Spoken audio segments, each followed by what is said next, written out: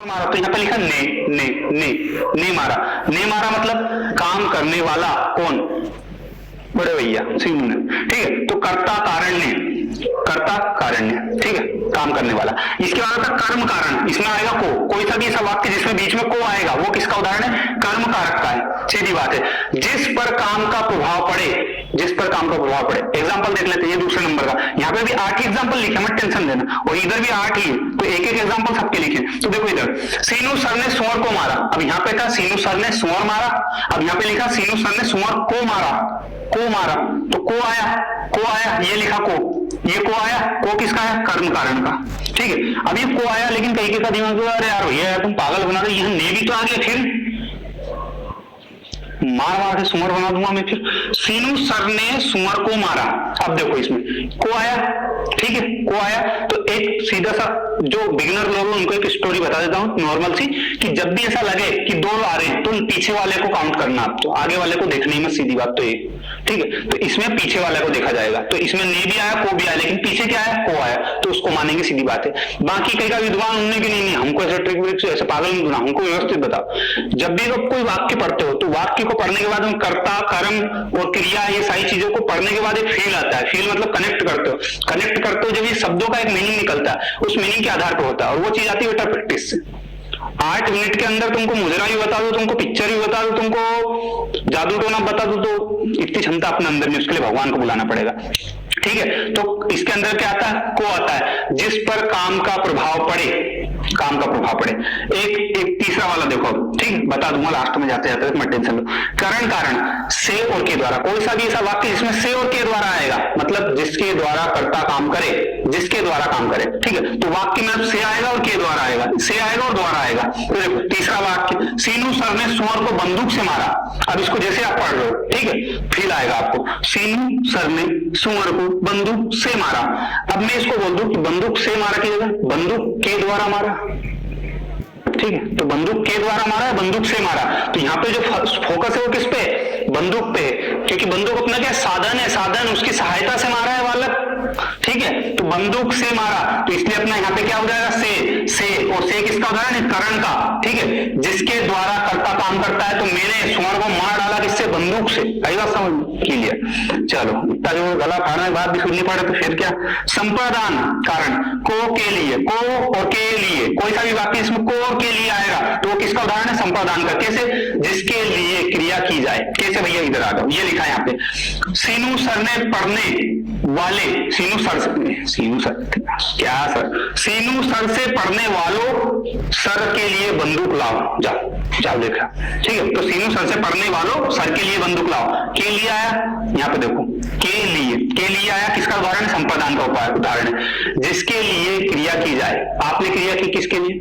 मेरे लिए। क्या क्रिया की? और एक क्रिया का अर्थ क्या निकला देखा जाए तो? देने का अर्थ। देने का अर्थ मतलब बंदूक लेकर आओ, आपने देने का अर्थ निकाला। ठीक है, वैसे ही उसको इसमें अगर के लिए की जगह को जोड़ा जाए तो बच्चों ने सीनू सर को बंदूक गिफ्ट दी, तुमने मेरे को बंदूक गिफ्ट दी, मैंने सुअर को निपटा दिया फिर। ठीक है, तो ऐसा हुआ, तो बच्चों ने सीनू सर को बंदूक गिफ्ट दी, तो को देने का अर्थ, यहाँ पे देने वाला भाव आता है, गिफ्ट। अब एक चीज कहीं का दिमाग थोड़ा, सीनू सर ने सुअर को मारा, यहाँ भी को, यहाँ भी को, तो फिर जब भी आप वाक्य पढ़ोगे तो यहाँ पे देने वाला फील आएगा। ठीक है, यहाँ पे ऐसा आएगा, बच्चों ने सीनू सर को बंदूक गिफ्ट दी, तो किसका फील आया? देने का अर्थ आया, देने का फील आया, गिफ्ट देंगे ना।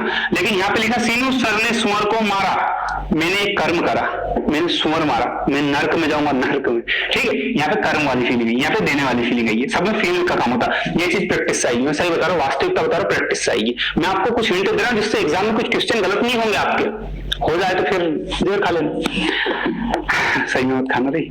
अपादान कारण, अपादान कारक, इसमें क्या आएगा? से आएगा। से देखो एक बात, से यहाँ भी है और से यहाँ भी है, मतलब एक बार ये से आया यहाँ पे, एक बार से आया था, ये लिखा, लेकिन ये से और वो से में अंतर है। कैसे?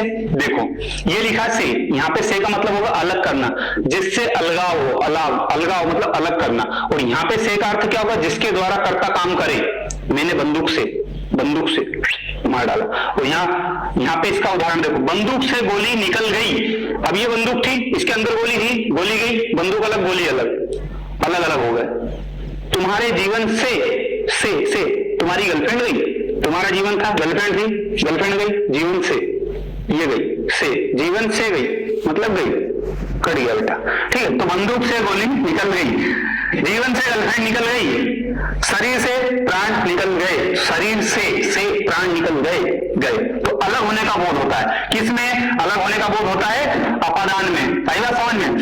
कैसे आएगा? अब ये बंदूक सीनू सर की है, अपना तू का भावना आएगा, ये बंदूक सीनू सर की है, कहीं के छोरे ने हाथ लगा दिया, छोरे ने हाथ लगा दिया, तुमको लगा रहे हाथ में लगाया, बंदूक सीनू सर की है, तो बंदूक सीनू सर की मतलब अपना तू का भावना है, मेरी है ना वो, ठीक है। तो ये जब भी है तो ये कहेगा संबंध कारण का आएगा, इसमें काकी के, नानी ने, गारी रे, ये सारे आएंगे, याद कर लेना। कोई से भी वाक्य में ये दिखे तो अपने को क्या लगाना है? संबंध कारण, संबंध कारक ये लगाना है। इसका क्या होता है? अन्य पदों से संबंध, अन्य पदों से संबंध होता है और अपने तो का है जुड़ाव का भाव होता है।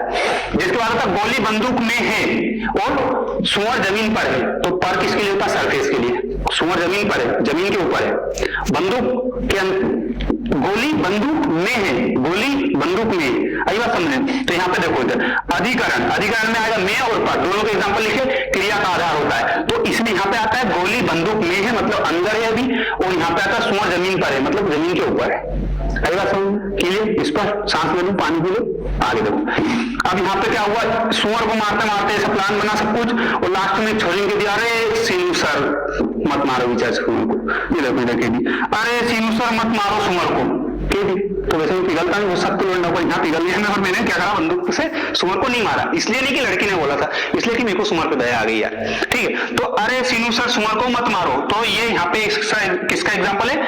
संबोधन कारक का। हे, अरे, अजी, किसी को पुकारना बुलाना, तो दूर से लड़की चले, अरे सीनू सर मत मारो यार बेचारे सुअर को, तो मेरे को उस पर दया नहीं, सुअर पे दया आ गई, उन्होंने कि यार बेचारे को नहीं मारे, ऐसा। अब ऐसे एक और एग्जाम्पल, यहाँ लिखा अजी, अजी के बाद में विस्मयादि बोधक चिन्ह है, ठीक है। तो अजी सुनते हो, रोटी खा लो और चल जाओ, यहाँ से खेत में चल जाओ, काम कर लो, ठीक है। ऐसे ही बोलेगी तुम्हारी वाइफ, अगर नहीं पढ़ोगे लिखोगे, IAS नहीं बनोगे, नौकरी नहीं लगेगी सरकारी, इसलिए पढ़ लो लिख लो। और हाँ, हिंदी का कोर्स बना रखा बहुत ही शानदार तरीके से अपन ने, जहाँ पे ये सारी चीजें फुल डिटेल में बता रखी है अपन ने। तो कोर्स में अगर जुड़ना चाहो तो मोस्ट वेलकम, नहीं जुड़ना चाहो तो वेलकम, कोई दिक्कत नहीं है।